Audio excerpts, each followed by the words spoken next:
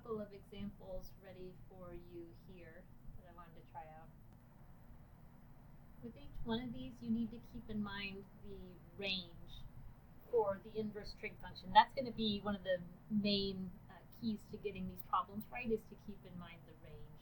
So for inverse sine, which can be expressed either this way with the inverse function notation or as arc sine, that you're going to see both in your homework. This restricted range, which I talk about in the notes, is negative pi over 2 to pi over 2. So when you're looking at the unit circle, negative pi over 2 to pi over 2, that's going to be the right half of the unit circle, quadrants 1 and 4. For inverse cosine, which can also be expressed as arc cosine, the range for that function is 0 to pi. So when you're using the unit circle to find values for inverse cosine, you want to look in quadrants 1 and 2, this part of the unit circle. Okay, so now working through these. Oh, another useful fact. So I'm trying to put all the facts at the bottom here. When you compose a function with its inverse, so when you put like the inverse inside of the function f or vice versa, the function and its inverse, one undoes the other one, so they sort of cancel out in a way and you end up with just x. That works with the original function on the outside. That works exactly the same way if you apply the original function first and then the inverse function. Either way, that should simplify to just x. So this arc cosine of 5 pi over 6. So right here, another way to write that is inverse cosine of 5 pi over 6. So generally speaking, these guys, one undoes the other one, and you end up with just 5 pi over 6. Now, there's a catch, though. You need to make sure that the output that you give here is actually part of the range of this function. So in this case, inverse cosine. 5 pi over 6, I'm going to use the unit circle here, that's over here. Yeah, that's between 0 and pi. Right, that's less than 1 pi. So we're good with this one. The answer is just 5 pi over 6 because we've got the function and its inverse applied one after the other. With the next example, so inverse sine of 11 pi over 6. So here, again, you might want to apply this property and say this is just 11 pi over 6. The problem with that is this is not, so this is actually wrong here because this is not in the range of inverse sine. Inverse sine has a range negative pi over 2 to positive pi over 2. So 11 pi over 6, that's way outside of that range. That's almost 2 pi. So when this happens, you need to work the problem in steps.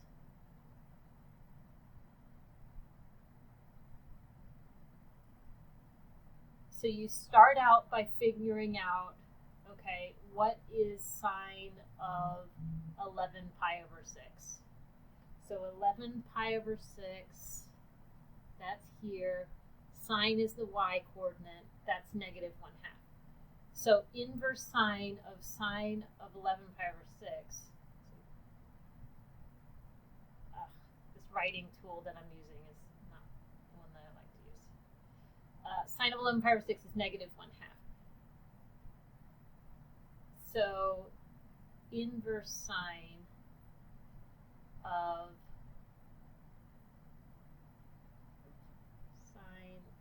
11 pi over 6 is equal to inverse sine of negative 1/2. This is what I mean by work in steps. Okay, now inverse sine. Inverse sine has that range negative pi over 2 to positive pi over 2. We want inverse sine of negative 1/2.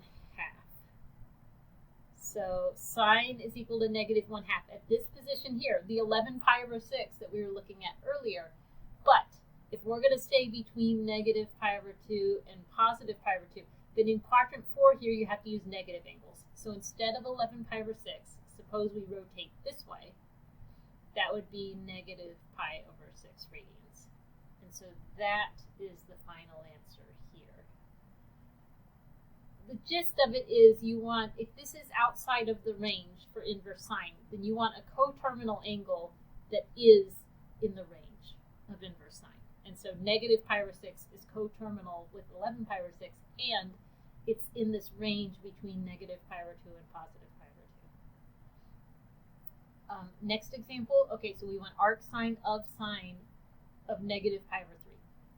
Negative pi over 3 is actually, that's between negative pi over 2 and pi over 2. That is in the range. Negative pi over 3 is this position here. So in this case, we're done. I've got the inverse function applied to the sine function. One undoes the other one. We end up with just negative pi over 3. With this example down here, inverse cosine of 5 pi over 3. Well, 5 pi over 3, where is that? That's over here. That's not in the range for inverse cosine. And I know with all my shading here, let's get rid of that. So working on number 4 here, range for inverse cosine is 0 to pi. We're looking at this part of the unit circle. That's what I've said down here. 5 pi over 3, that is way over here. So that's not in the range of inverse cosine. So that means we got to work this problem in steps. Okay, so let's start out just figuring out, okay, what's cosine of 5 pi over 3? So cosine, that's the x coordinate right here, that's 1/2. This is equal to 1/2. And so this is equal to inverse cosine of 1/2. So this is the takeaway. If the angle here is not in the range, then we just got to do this one step at a time. Okay, inverse cosine of 1/2. So now I look at the angles that are in the range of inverse cosine. Where is the output of the cosine function 1/2? Well, cosine is the x coordinate. So that happens right here at pi over 3 radians. And so that's our final answer on that one. I know these problems are a bit confusing. Try not to get too hung up on them. For the most part, you have the function and its inverse. They're going to cancel each other out. It's just that when you have the inverse trig function on the outside, you got to make sure that your final answer is in the range of that inverse trig function. So if when you cancel out, you end up with something that's not in the range, then just back up and work it one step at a time. Okay, what's the inside equal to, and then work out inverse sine of, or inverse cosine, whatever that